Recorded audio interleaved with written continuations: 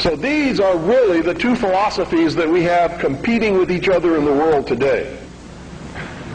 Who brought man the gift of fire? Prometheus.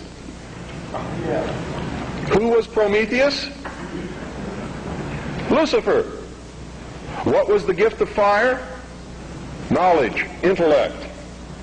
Hasn't man created industry, culture, society, science from the use of one solitary thing? Fire. Without fire, none of it would have occurred. None of it. Nothing. There would be no society without fire. That's how it's represented in the ancient myths and in the mysteries. How art thou fallen from heaven, O Lucifer, son of the morning? What is it represented as? A bolt of lightning struck a tree. The tree burst into flames. Ancient man, if you watch the movie Quest for Fire, rushed up and grabbed one of the burning branches, and it burned his hand, and he let it go. He probably didn't go any farther than that the first time. Second time, he may have found a deer that had been roasted by the heat of the fire in the forest. And being hungry, maybe he partook of some of that meat and found that it tasted pretty good. Also, the fire was warm and didn't get cold at night. And this is where the whole battle between the forces of light and darkness comes from. Man sat up on a rock one night watching the sunset and said, "Boy, I'm in deep trouble now. I can't see in the dark. There's wild beasts out there. There's tigers with teeth 7 inches long that want me for dinner. What am I going to do?" He didn't know what to do.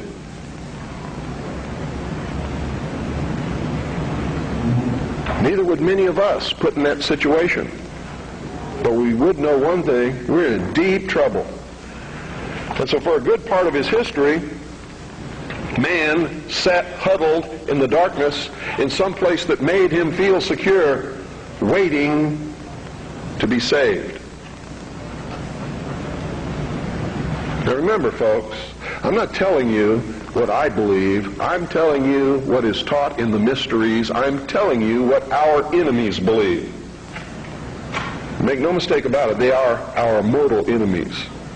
They want to see us wiped off the face of the earth.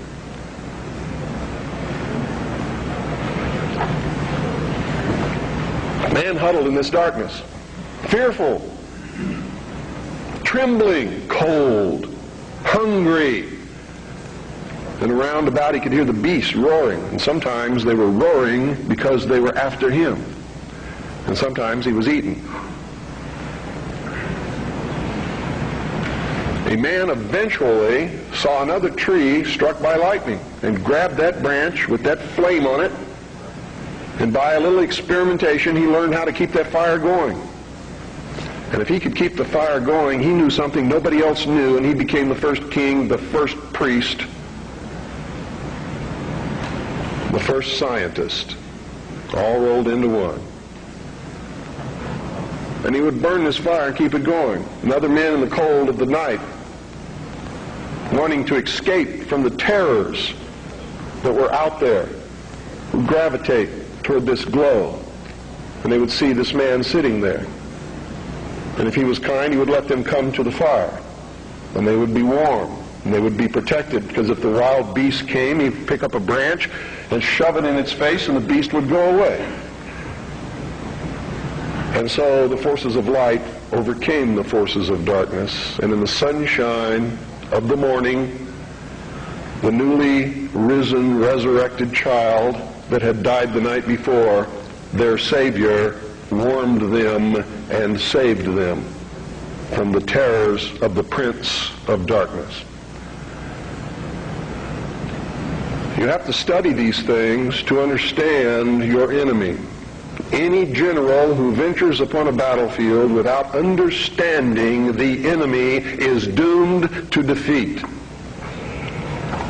Just like a militia that forms itself upon a peninsula has already created its own concentration camp,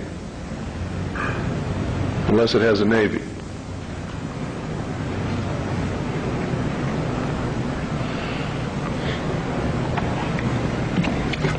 damn good militia, I might add.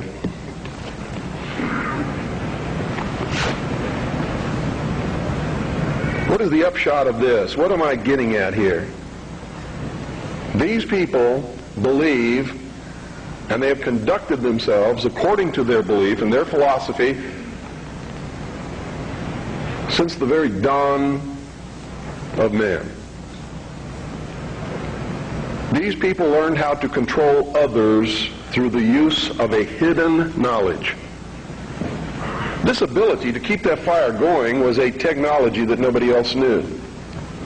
By observing the fire, by keeping it going, by creating ceremonies around this fire, they became a mystery to the others. A mystery always holds sway over those who don't understand it. And the priesthood was born. No king ever existed without the permission of the priesthood. And I don't care what religion you're talking about or what period of history you're talking about, it is the truth. The kings never had the power and don't to this day. Kings exist at the whim of the real power, which is the priesthood standing behind the throne. And when the king ceased to be of benefit to the priesthood, they would simply poison him or get rid of him in some other way. The king is dead, long live the king, and there would be another king appointed. There was even a time in history when the king was a sacrificial king, just like John F. Kennedy was in the Temple of the Sun known as Dealey Plaza. They would pick a young man at the height of his virility, appoint him king for 1 year. During that time, he could do or say or command whatever he wanted.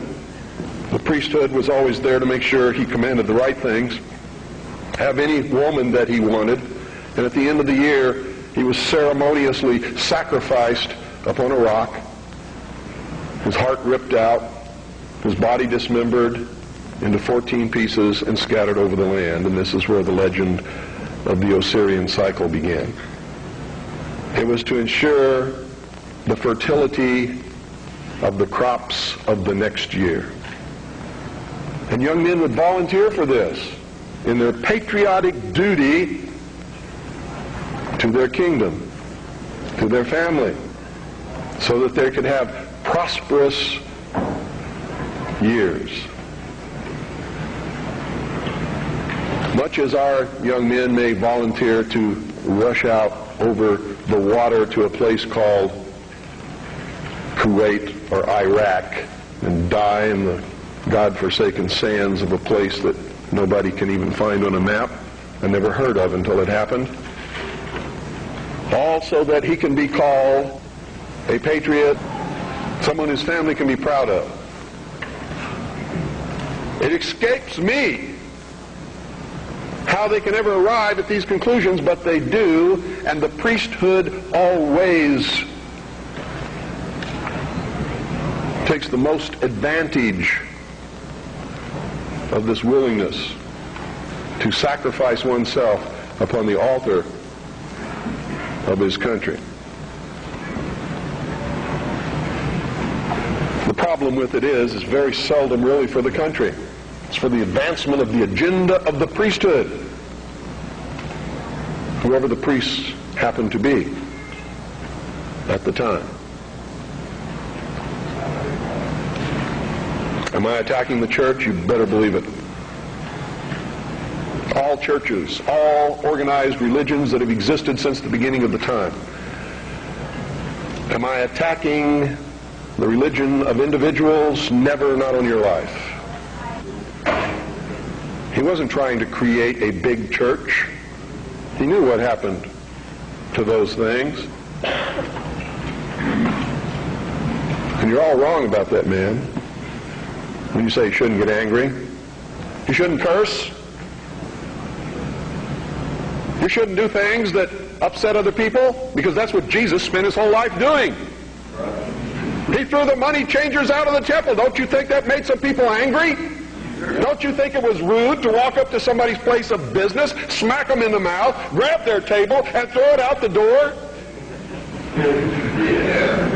What about the time he cursed the fig tree? You know, pious Christians sometimes make me very angry. They don't even know